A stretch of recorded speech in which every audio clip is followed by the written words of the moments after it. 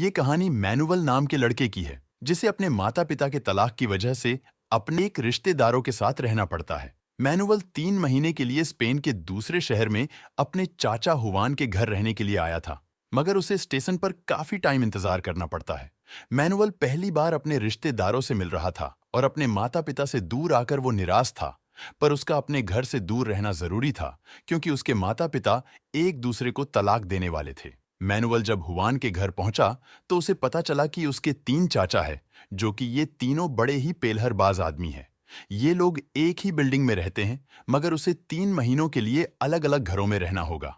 पहले manual Wuhan के घर में रहने वाला है। अगले ही दिन अपने दुकान में ले गया, जहां सिर्फ लवंडियां ही काम करती है, और वो अपने चाचा को औरतों के साथ फ्लर्ट करते हुए देखता है। मैनुअल उससे काम सीख रहा था, पर तभी वहां उसकी बेटी फुना सांता आ जाती है, जिसे देखते ही मैनुअल उसे पसंद करने लगता है। मैनुअल हुवान और फुनासांटा के साथ वक्त बिताकर बहुत खुश था, और एक दिन हुवान उन दोनों को शहर से दूर घुमाने लेके जाता है, जहां शांति के माहौल में हुवान उन दोनों को पेंटिंग सिखाने लगा। हुवान ने मैनुअल को कुदरत की खूबसूरती के बारे में बताता है, और उस खूबसूरती को तस्वीर में उतारने की कोशिश करने लगे। कुछ देर बाद वहां एक आदमी आया, जिसे देखकर मैनुअल और फुनासांटा डरने लगते हैं। वो अजीब सा आदमी अपने आप को भगवान कहता है, और हुवान के कहने पर मैनुअल ने उसे खाने के लिए उसे एक सेब देता है। फिर भी उसकी अजीब सी बातें खत्म नहीं हुई, और वो फिर से कहने लगा कि मैं गायब होकर दिखा सकता हूँ। ऐसे ही अजीबो गरीब हरकतें करके चला गया। और फिर हमें अगले सीन में दिखाया जाता है, फोना सांटा अपनी माँ से डांस सीख रही थी, और वही मैनुअल को हुवान कला के बारे में समझा रहा था। हुवन की वजह से मैनुअल कलाकारी के बारे में और कला की खूबसूरती के बारे में समझना शुरू कर दिया था। पर इस बीच उसका ध्यान फूना सांटा के पूसी पर ज्यादा ध्यान था। मैनुअल धीरे धीरे फन सांटा को और ज्यादा पसंद करने लगता है, और ये बात फना सांटा भी समझने लगी थी, क्योंकि वो भी मैनुअल को भी पसंद करने लगी थी। इसीलिए वो दोनों हर समय एक दूसरे के साथ रहते थे। इसी बीच फुना सांटा को लगता है कि मैनुअल खुश नहीं है, उसे बेहतर महसूस कराने के लिए अपना लालीपाप चाटने के लिए दे देती है, और कहती है, मैं तुमसे कभी भी अलग नहीं रह सकती हूँ। उस दिन मैनुअल को एक राज की बात बताती है, जिसे वह जानकर हैरान हो गया। फुना सांटा ने बताया कि उनके चाचा फार्लैंडो असल में गे है। ये बात कोई नहीं जानता। हुवन के घर रहने के बाद अगले महीने मैनुअल फार्लैंडो के साथ रहने लगा और उनकी बेकरी का काम समझने लगा। ह्यूवन की तरह फार्लैंडो एक कलाकार है और जाइलो बजाया करता है। जाइलोफोन बजाते देख मैनुअल को म्यूजिक का जादू सवार हो जाता है। फार्लैंडो ने बताया कि जीनियस बनने के लिए कुछ सालों तक मेहनत करनी पड़ती है। अगर एक दिन भी मेहनत में कोई कमी रह जाएगी तो म्यूजिक हमारा साथ छोड़ देती है। फार्लैंडो का अफेयर उसके असिस्टेंट पेलू के साथ चल रहा था, और ये बात मैनुअल जानता था। फार्लैंडो की पत्नी बीएड्रेस इस बात से नाराज थी। उसका पति काम पे ध्यान नहीं देता है, पर फार्लैंडो का कहना था कि ये काम उसे खुशी नहीं देता, सिर्फ पेलो से खुशी मिलती है। एक दिन उसका असिस्टेंट पेलू ने बताया कि मेरी शादी होने वाली है, इसलिए फार्लैंडो को छोड़ना होगा। उन दोनों के बीच हो रही सारी बातें मैनुअल और फुनसांता सुन रहे थे। पेलू के जाने से लैंडू का दिल टूट जाता है और अपनी जान देने की कोशिश की, पर वो ऐसा कर नहीं पाया। उस शाम जब मैनुअल बीएड्रेस के कमरे में आया तो उससे पूछने लगी कि बीएड्रेस उसे खूबसूरत लगती है या नहीं। मैनुअल से अजीबो गरीब बातें पूछने लगती है। तब मैनुअल ने फार्लैंडो और पेलू के बारे में उसे बता देता है। इस अफेयर के बारे में जानकर बीएड्रेस मैनुअल से इस अफेयर को राज रखने का वादा करने के लिए कहती है, और फार्लैंडो से नाराज होने की बजाय बीएड्रेस उसे संभालने लगी, जिसके बाद उसे बेहतर महसूस कराने की कोशिश भी करती है।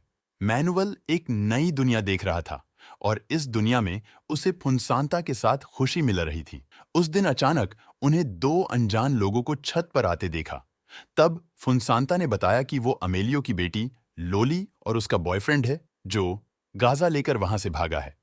फुनसांता को तब कुछ नजर आया, और वो कहने लगी कि मेरे घर में कुछ गलत हो रहा है। घर की ओर जाने पर उन्हें पता चला कि फार्लैंडो की मौत हो गई है। हर कोई परेशान था, मगर उन सब से ज्यादा परेशान बीएड्रेस थी। उसने बताया कि अचानक से जमीन पर गिर पड़े और उसकी मौत ही गई।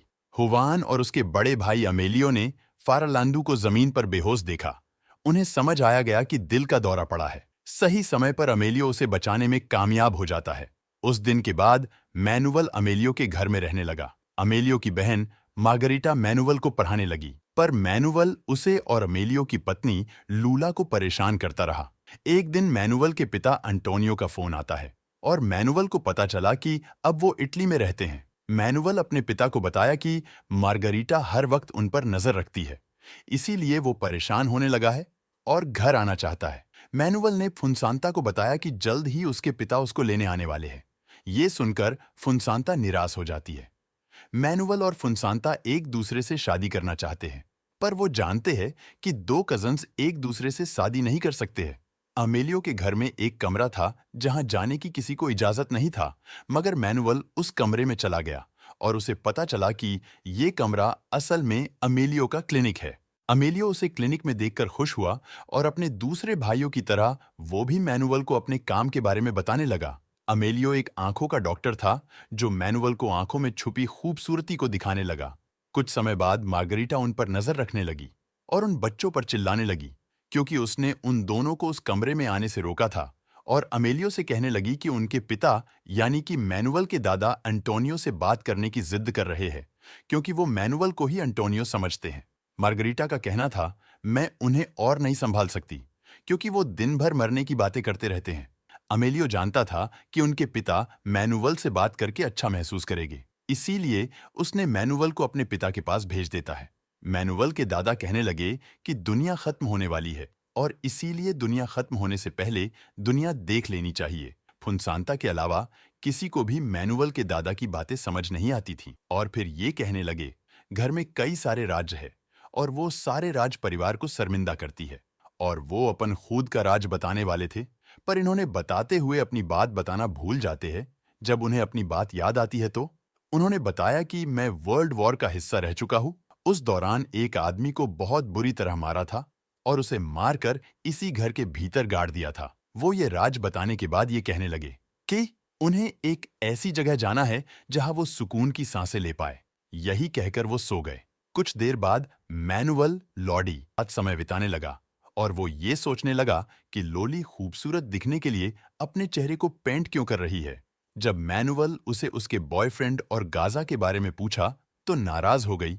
अपने बॉयफ्रेंड और गाजा की बात राज रखने के लिए समझाकर वहां से चली जाती, मगर वो ये नहीं जानती थी कि उसका परिवार पहले से जानता है कि उसका बॉयफ्रेंड चूतिया है। इस बीच मैनुअल मार्गरीटा को अजीब सी बातें करते हुए देखने लगता है और मार्गरीटा से पूछता है। वो सबको बताने लगी कि वो भगवान से बातें करती है। अमेलियो उसकी बातें सुनता है तो वो नाराज होने लगता है और उसके पागलपन को छुपाने की कोशिश करता है, मगर मैनुअल उसकी बातें सुनकर मजे ले रहा था। उस दिन अमेलियो ने लोली से कहा, तुमको अपने बॉयफ्रेंड से दूर रहना होगा, पर जब उसने अमेलियो से बहस करना शुरू किया तो अमेलियो अपना आपा खो बैठा। अमेलियो को इस तरह देखकर मैनुअल बुरी तरह डर गया, पर लोली ने समझाया कि उसके पिता कभी कभार चुतियों वाली हरकत कर बैठते हैं। मैनुअल इस अजीब से परिवार के पागलपन का हिस्सा बनने लगा था, मगर ये पागलपन उन लोगों के लिए आम बात थी। वो सब ऐसे बर्ताव करने लगे थे जैसे वहां कुछ हुआ ही नहीं है।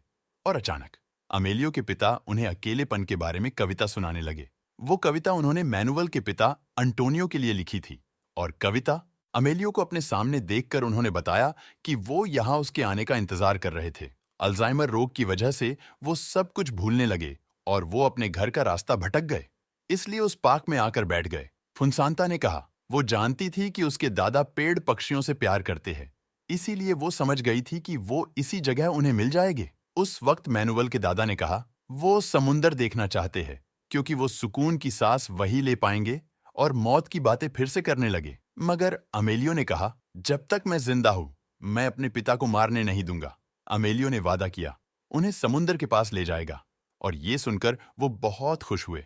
घर जाते हुए अमेलियो के पिता एक और कहानी सुनाने लगे, और ये कहानी सुनते सुनते ये सब लोग घर पहुंच गए, और उस दोपहर उनकी समुंदर देखने की ख्वाहिश पूरी हुई, और मैनुअल अपने पूरे परिवार के साथ बीच पर गया, और पहली बार परिवार वाले बहुत खुश थे, और उन सबको देखकर फुनसांता के दादा को सुकून मिल गया। सालों की सुकून की सांसें लेने की ख्वाहिश पूरी हुई, और आखिरी ख्वाहिश पूरी होते ही उसी बीच पर मैनुअल के दादा की मौत हो गई। उस पूरे परिवार की तरह मैनुअल भी दादा की मौत की वजह से दुखी था, पर उस वक्त अंतिम संस्कार पर मैनुअल के माता पिता भी आ गए थे, और तब मैनुअल को एहसास हुआ उसके माता पिता के अनेक बाद उसका और फुनसांता का रिश्ता हमेशा के लिए खत्म होने वाला है।